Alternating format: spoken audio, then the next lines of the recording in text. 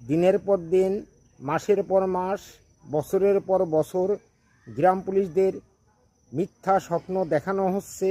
আর এই স্বপ্নগুলো দেখাচ্ছে গ্রাম পুলিশের কিছু অসৎ নেতারা। তারা বিভিন্ন সময় গ্রাম পুলিশদের স্বপ্ন দেখিয়ে, মিথ্যা আশ্বাস দিয়ে, ছলনা করে গ্রাম পুলিশদের কাছ থেকে স্বার্থ লাভ করছে।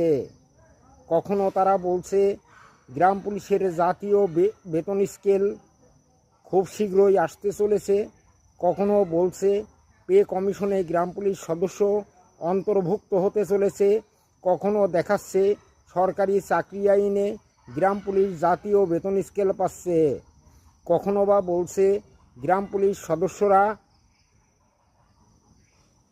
হাইকোর্টের মামলার মাধ্যমে জাতীয় বেতন স্কেলে অন্তর্ভুক্ত হতে যাচ্ছে। এই ধরনের মিথ্যা আশ্বাস একের পর এক গ্রাম পুলিশ সদস্যদের দেখানো হচ্ছে। আর এই মিথ্যা স্বপ্ন দেখে অনেক গ্রাম পুলিশ ভাবছে হয়তো তাদের জাতীয় বেতন স্কেল আজ হোক কিংবা কাল আসবে, এমনটাই তারা বিশ্বাস করছে। পাশাপাশি কখনো কখনো এইসব নেতারা গ্রাম পুলিশ সদস্যদের নিয়ে আন্দোলনের প্রস্তুতি নিচ্ছে। এতে ক্ষতিগ্রস্ত হচ্ছে সাধারণ গ্রাম পুলিশ সদস্যরা এবং লাভবান হচ্ছে গ্রাম পুলিশের কিছু অসৎ নেতারা। তাই এই ধরনের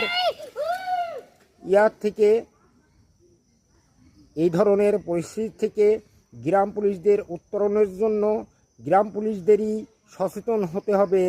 তাদের চোখ কান খোলা রাখতে হবে, সঠিক সত্য বিষয়গুলো তাদের জানতে হবে। জাতীয় বেতন স্কেল ইচ্ছা করলেই হয় না এবং স্বপ্ন দেখালেই পাওয়া যায় না। জাতীয় বেতন স্কেল পেতে হলে যেসব পদক্ষেপ গ্রহণ করা দরকার, সে সকল পদক্ষেপের দিকে গ্রাম পুলিশ নেতাদের কোনো রকমের কোনো ভ্রুক্ষেপ নেই। তারা দিনের পর দিন মিথ্যা স্বপ্ন দেখিয়ে গ্রাম পুলিশ সদস্যদের হতাশ ও নিরাশ করছে। দিনের পর দিন, মাসের পর মাস, বছরের পর বছর গ্রাম পুলিশদের মিথ্যা স্বপ্ন দেখানো হচ্ছে। আর এই স্বপ্নগুলো দেখাচ্ছে গ্রাম পুলিশের কিছু অসৎ নেতারা।